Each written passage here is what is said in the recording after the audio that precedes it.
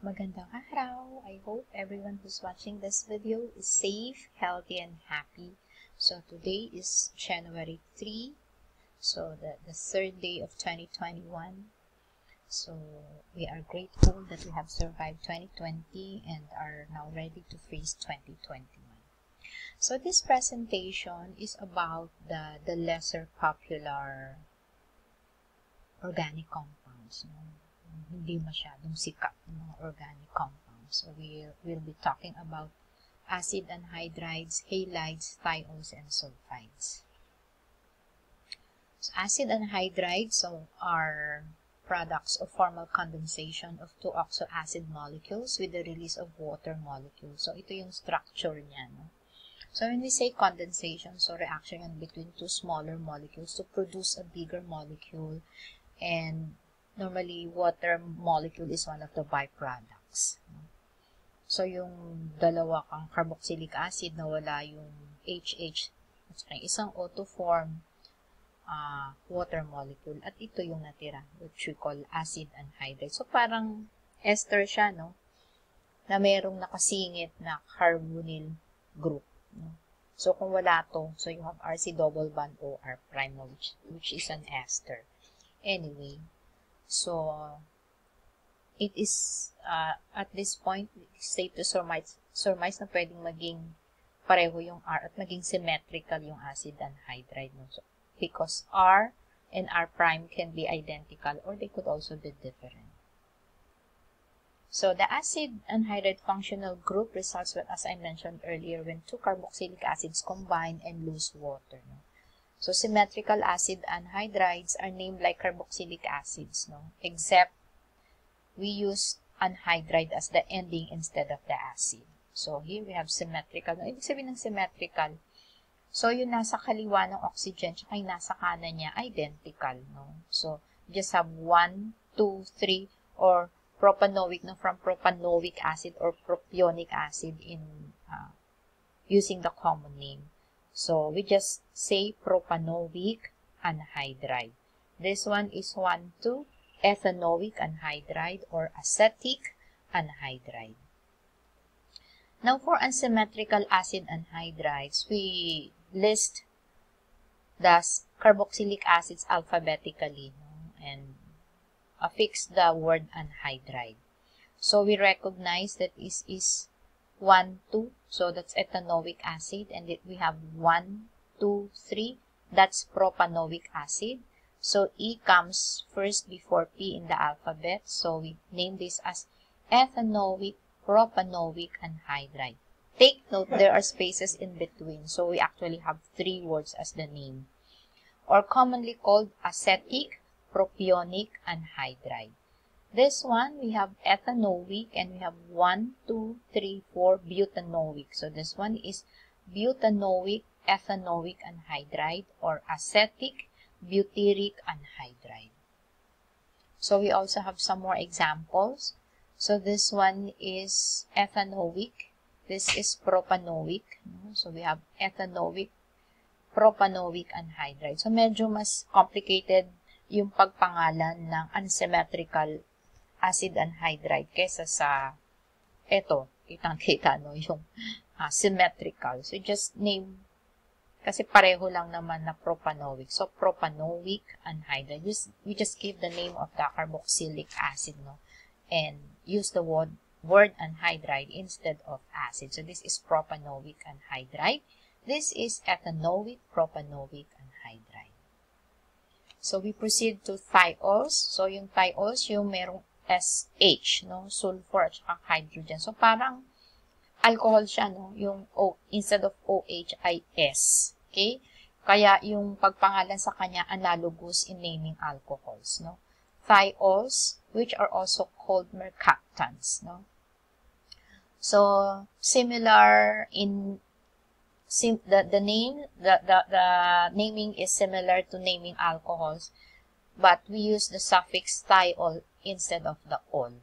Now, when SH group is used as a substituent, we call it the mercapto group. So this one, no, had this been OH, this had this should have been called propanol, no? Pero dahil SH siya, so this is propane thiol, no? So we do not drop the E. So this is di ba? Pag alcohol yan, propanol. But since this is a thiol, this is a propane thiol. This is a cyclopentane thiol. So I hope you recognize this to be C double bond OOH, no? So the carboxylic group. So this is actually benzoic acid. And we have SH as a substituent at carbon number 2, no? So this is the ortho position marker. So ortho mercaptobenzoic acid. So again, ortho mercaptobenzoic acid or 2, no? 2-mercaptobenzoic acid. What about sulfides? Sulfides are named using the same rules as ethers, except sulfide is used in the place of ether, no? So, yung central atom ay sulfur, no? So, we have ethyl, both ethyl groups. So, we have diethyl. This should have been CH2, CH3, no? Naka-flip lang siya. So, we have diethyl sulfide. We have ethyl phenyl sulfide. So, if you notice, you just label the substituents and list them alphabetically. So, this is ethyl and phenyl. Ethyl comes first. So, this is ethyl phenyl sulfide. This is methyl thiol, no? Kasi, di ba, SH, thiol yung SH. Pero yung H, pinalitan mo ng methyl, kaya methyl thio, no? Methyl thio. So, nasaan siya? Carbon number 3 kasi alkene to. So, this is carbon number 1, 2, 3, no? So, yung alkene takes precedence over sulfides, no? So, mas priority yon. Kaya, this has a lower location number. So, 1, carbon 1, 2, 3. So, again, we have a 3-methyl thiocyclopentene. Okay. What about halide? So, we could have an acid halide and an alkyl or aryl halide. So, first, we discuss acid halides, no? So, we give the name by using the corresponding carboxylic acid, but we use the "ide" ending, no, instead of the "ic" acid. Okay? Carbonyl carbon is always carbon number 1. Okay? So, this is 1, 2, 3, no? Propanoic acid. So, instead of saying "ic" acid, we use the "il" ending and then affix the "ide." So, this is propanoil and then this is bromo. So, propanoil bromide or commonly called propionyl bromide. This is 1, 2, 3, 4, no? Parang butanoic, no? Butanoic acid. Pero butanoil. But take note that there is a methyl substituent at carbon number 2. So, this is 2-methyl butanoil chloride or commonly called 2-methyl butyryl chloride. What about alkyl or aryl halides, no? Ito nakuha na natin when we name alkanes, no? Kasi parang halogen, no? Halogenated alkanes. No? So, ayan. Kung alkane ito ay propane, diba? Tapos you have a methyl substituent at carbon number 2 and then a chloro substituent. So, this is a 2-chloro 2-methyl propane. But if we name this as a halide, this is tertiary butyl. No? This is considered to be the alkyl group attached to the chloride. So, this is tertiary butyl chloride. Pareho lang siya. Parang pag pinalista yung pangalan ko, no? Pwedeng Lea Marisa S. Domingo. Pwede rin Domingo Lea Marisa S. So, parang gano'n. So, this is halogenated alkene. So, this is 3-bromo. Kasi alkene has a higher priority. So, this is carbon number 1, 2, 3. So, bromo is attached to carbon number 3. So, this is 3-bromo 1-propene. So, if we name this as a halide, this is allyl bromide. Diba? Allyl to. No? Yung CH2, yun yung bonding site. And then, you have a double bond at carbon the first carbon. So this is allyl bromide. This is cyclohexyl bromide. If we name this as an alkane, this is bromocyclohexane. Diba? Bromocyclohexane siya. But if you use if we name this as an alkyl halide, this is a cyclohexyl bromide. So, siguro nakikita nyo na yung pattern, no? Gagawin nyo lang alkyl name or aryl name, and then you give the name of the halogen with an IDE ending. So, this is isopropyl bromide or 2-bromopropane. This is isobutyl chloride. This is isobutyl chloride or 1-chloro 2-methyl propane.